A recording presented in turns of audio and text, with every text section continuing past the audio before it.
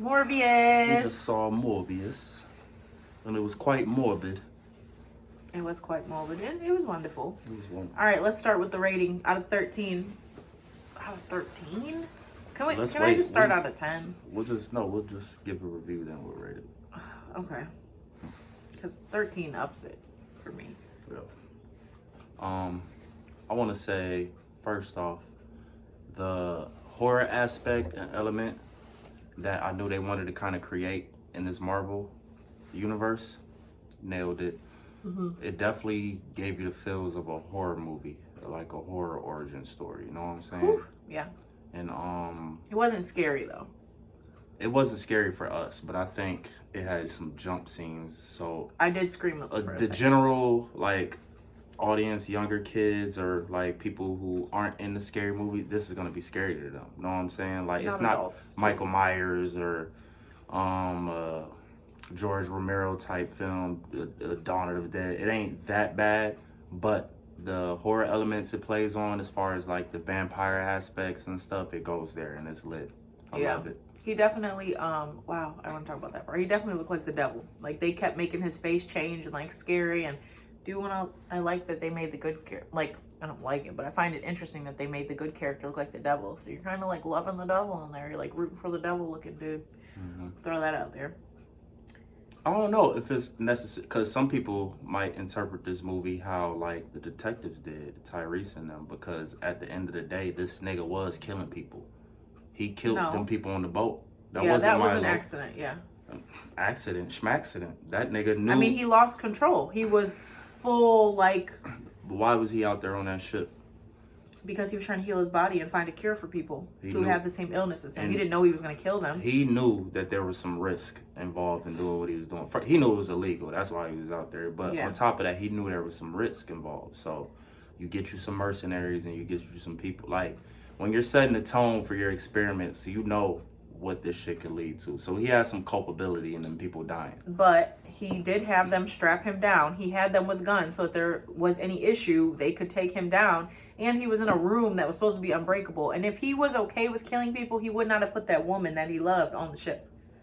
So, his intentions were good, but he still did some shit. He killed some people. Yeah, because he didn't have awareness. He didn't have his human awareness. He had his like demon awareness at that point, basically. Yeah, but it wasn't an accident. That's my whole point. Okay. Because Morbius is an anti-hero. It's setting it up for him to be an anti-hero because that's what he walks the line at times. But when he gained his consciousness, he was like, I killed people, like throwing up, like, oh my God, I can't believe I did this horrible thing. Like I have to control this, I have to stop this. And he even used like, what was the synthetic blood to feed himself instead of feeding on people and killing people. Yeah. Still killed them on the boat. So it happened. It happens. But he turned his life around, and then we get to the real villain of the story, who I fuck with. I think he killed his role, Milo. That was great, and it was very interesting how they put the role together. Mm-hmm. I mean, so he was another sick person. Like, they were both sick. Like, I love the scene when they were walking in New York, like down the street, and it's this crazy, crazy, crazy busy street, and they're walking like these two disabled people, and everybody's walking around them. Like, it showed the pain and their true reality. And like, I think they really had to study people with disability to play this character right. And that was great for there to be that representation for those people, because they are real people in life, and you need to see what they go through and like just what everyday life is like for them. So Michael was his real name Michael? Yeah. Michael Morbius. Yeah. So we're going to call the evil one Morbius. We're going to call the evolved one Morbius, and we're going to call the human Michael. So Michael was dying. Like, he was on his last leg, and he was trying to find a cure for people who had illnesses like him. So, but he couldn't test it on other people because it was illegal. So he tested it on himself. His friend Milo found him. Can we stop? What was he using though? He was using bat blood. Can we say Corona? They just telling you Corona stuff. Like, they're just vamping off of reality. But he made himself a real life vampire. Oh. So he mixed blood with bats, which was raw, and like, oh, is this the origin of vampires? Is this the origin of whatever? But you kept saying he's a living vampire. So let me nerd out real quick. So we get introduced to, so first off, you got the Spider-Man Sony universe, right? And then you have the MCU, which is the Marvel universe. So I'm gonna jump ahead a little bit. So the end scene, you see Adrian Toomes, who's the Vulture from the Spider-Man universe, get dragged into Michael Morbius's universe, which is the Venom universe. It's a lot going on, right? But I said that to say this Michael because Morbius's universe is Venom's universe. They're in the same. They're place. in the. Remember, I said But remember, Venom got taken into a different universe when the Spider-Man movie happened? Yes. So look, interesting. They made a reference. Tyrese and his agent. They were like, "Oh, we ain't seen nothing like this in San Francisco." So I'm like, okay, so they're in Venom's universe right now. And then Morbius, somebody was like, "What's your name?" He's like, "I am Venom." He was joke. It was a little joke. He did a meme. Oh, I didn't see that you part. catch that part? No. Yeah. So he's hip to Venom. So this takes place in Venom's universe, right? So Adrian Toomes is from Spider-Man's universe. Him and Venom ain't in the same universe per se. So now we're seeing some element from Spider-Man's universe, which is he has his own thing, which is part of the MCU being combined with the Sony universe. That's raw. So to tie it in with the living vampire aspect, where I was going is in the Marvel continuity, we meet the Eternals, right? So we already did our review on the Eternals. I don't know if we spoke on Blade. Remember the Dark Blade was talking to the Black Knight at the end?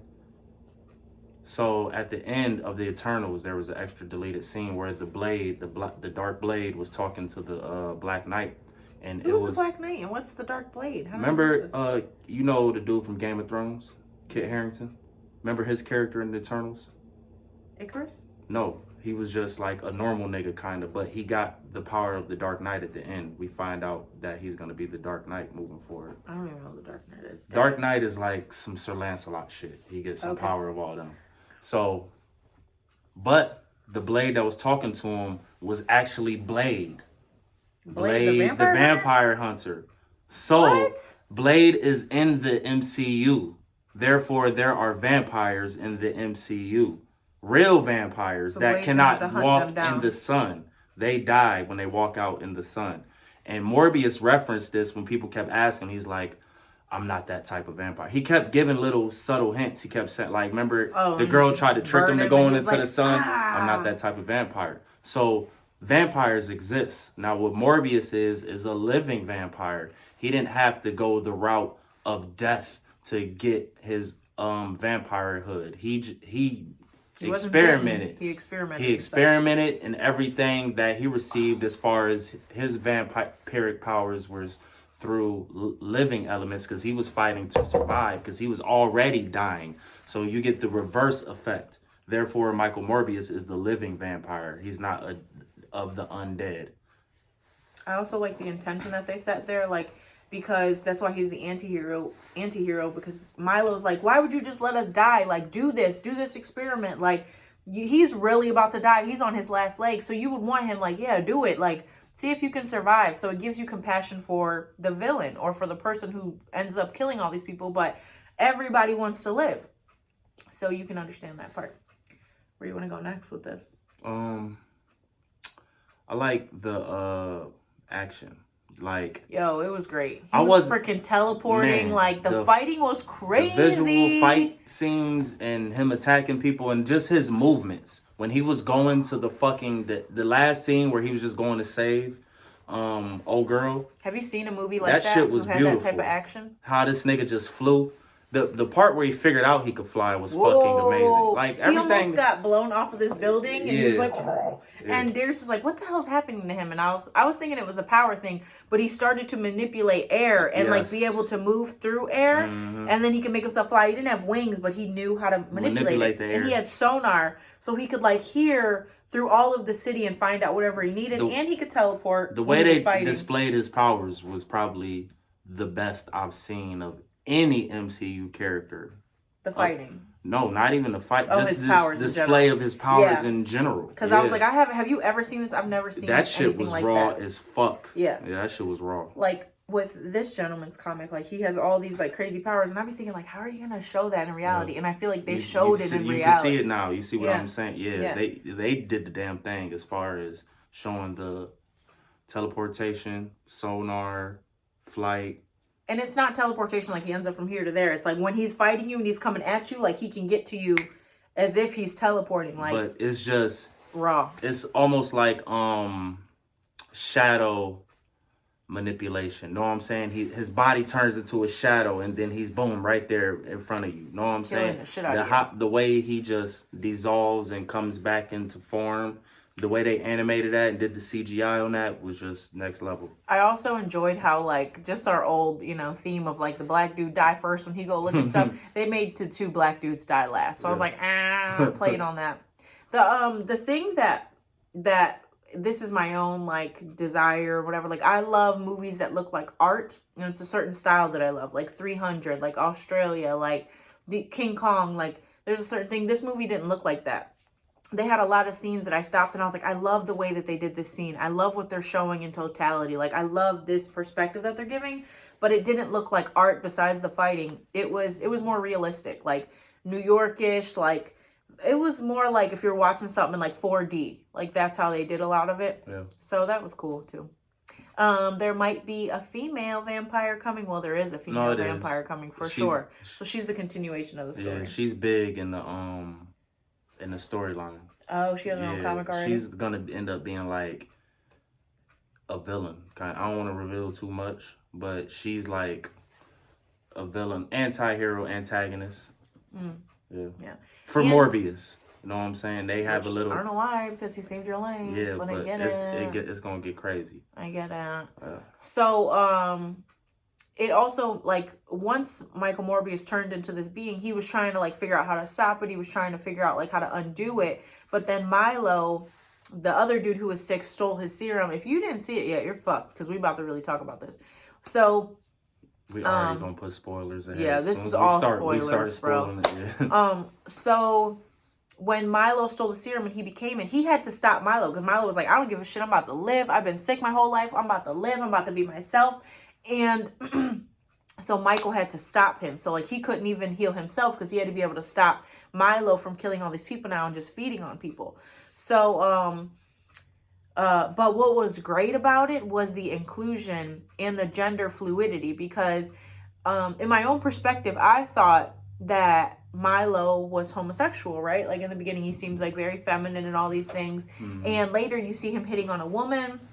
So it's not like, oh, he's a boy and he's like this, or she's a female and she's like this. Like, it gave that gender fluidity and, like, that sexual preference fluidity, which is very, like, relevant and necessary in our current climate. This is the first time that I would think that I had a gender fluid superhero or villain.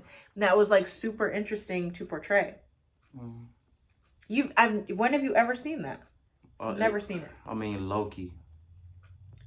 Loki is very gender fluid. But not like feminine and dancing and what, like it was like, I don't want to say a drag show, but like if you went to, I didn't get that from him though. When he was dancing in that gold room, like with the music, that was like corny white dude-ish. That wasn't feminine. No, his shoes were corny. He was talking about some, you know what I'm saying? He was doing that type shit. I thought it was a homosexual character, and I was like, well, this is cool that they're giving that, but it was just like, you don't put me in a box, like I am who I am. And that's something that he kept saying, like, Michael, why would you stop this power? Like, we can be anything, and I'm not ashamed of who I am. Because he kept, like, at one point, I was confused on what him and Michael was, because he I thought they were together too for a second. They were like cuddled up, and he was like, my love or something. Yeah, like, but they were like, Michael's just securing himself, and he's like, that's like my brother. Like, they can be this. They were like brothers.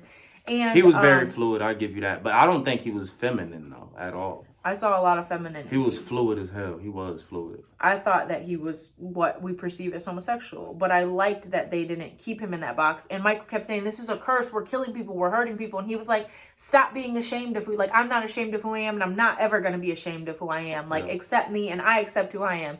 And he was like, people, like, Michael can't accept who he is, and just, he's this amazing being. So, like, I think that that's a topic of conversation in that culture. Like, accept me who I am. Like, let me be who I am and don't put me in a box. So that was cool. And it was a very different thing that I feel like they created and played off so well to represent the LGBT. They did. Now that you're bringing it to my mind and then I'm thinking about it, they did. And they did it subtly to the point to where a nigga like me who's, like, uber masculine. But I can appreciate the fluidity. I peeped it, but I didn't get, like, oh, he being too feminine. Like, with the Eternals. Know what I'm saying? Like that shit was obvious with the Eternals. They were trying to push the gay agenda with the Eternals movie. And I don't even like using the agenda because I'm fine with inclusion or even changing characters up. But it's just when you do it so obvious to the point to where... The wisdom dude? The dude who was building stuff? Yeah. I can't remember who he was the black with. dude. Yeah, I can't remember who he was with. Yeah, and then when you're switching origins around and shit like that, that's going to make some people upset. You know what I'm saying? But I understand inclusion is necessary and needed. And I can appreciate the way they did write that character to where it wasn't too obvious, but you could pick it up. I thought it was. I don't like when it takes away from the story. Like, oh, he's a gay character and he has a blah blah. The movie not even about that. Know what I'm saying? They did it beautifully. Yeah, what they did was beautifully because it went tied in with the storyline. You're not gonna box me in. You're not gonna. I'm fluid. I could be this. I could be a vampire and kill people and be a human still. Like he was like, why don't you just do it? Because Morbius was confused, right? He's like, he's like, nigga, we lit. Yeah. You know what I'm saying? We've been sick. We haven't even been able to walk. Right. Like what? So, and the interesting part was that Morbius was famous for creating synthetic blood, and even like Tyrese's character, who was the cop who was supposed to be capturing him, which they could not capture him. He was powerful, and he was warning people like, you better give me my damn blood because I'm about to fuck this whole spot up. But he was famous for creating synthetic blood, so I just like to see little things like that and how they play out into reality in our own inventions and creations. Right.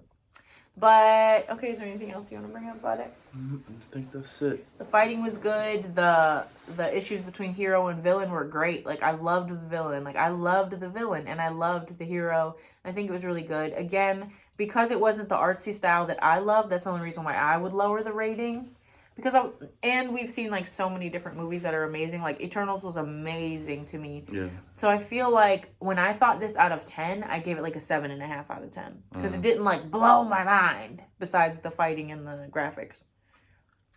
Once I rested on it, I slept on it. I thought about because the Vulture and the Adrian Toomes thing all threw me off. That's the ending part and the scenes and all that shit. And I saw where they were going with this. I gave it 13. 13 out of 13? Mm-hmm. That's because you I always be giving these bitches high ass. Yeah, you did. I give every movie 13. Except freaking Eternals. They've been giving it. Because Eternals wasn't a 13 out of 30. It was Eternals a good was movie, amazing. Though. It was a good movie. If you understand all the historical nuances. And I was just about to say, as far as a Marvel movie, I said it was the best Marvel movie. Eternals? Yes, as far as, and I don't think people realized what I was saying. It was like, wow, nigga, like, because the way they tied in history with these superheroes and they kept it canon in the comics, because I don't think people read the Eternals comics per se. They played on a lot of the shit out of the Eternal comics and tied it into the movie. They did a lot of good things that would be fair to say stick true to the original nature of the comics. And a lot of the movies that it came out in the Marvel Universe, they did do that, but they switched it up a little bit to create their own universe. I feel like Eternals stayed true to a lot of their shit. You know what I'm saying? I feel like I don't know a whole bunch of the stuff because I've never read the comics, and like there's so much background that you understand that I'm like, huh? Really? So if you feel like it's a 13 out of 13 based on how it's going to evolve, I can respect it.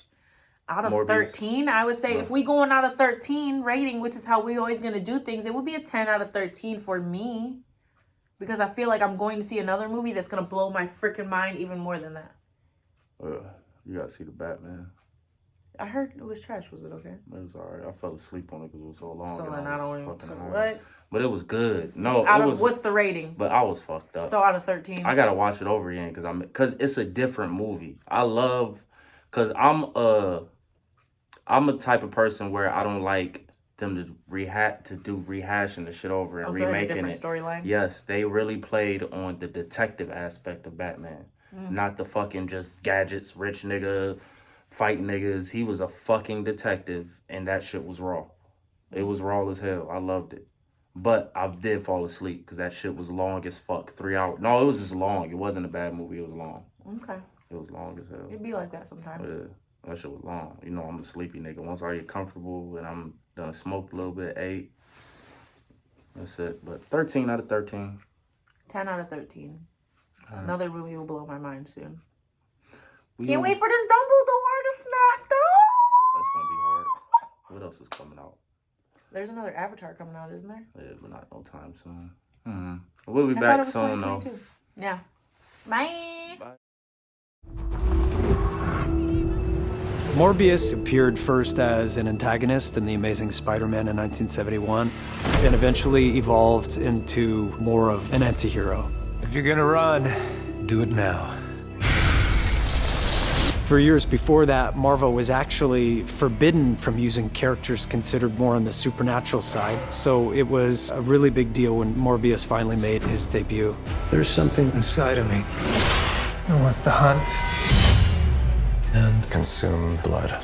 He was part of a much darker turn within Marvel, one that, fortunately, fans fully embraced. After all, everyone loves a good monster story. There's something about the character that stoked people's imaginations.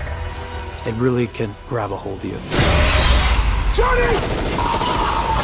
It certainly did with me. See you in theaters.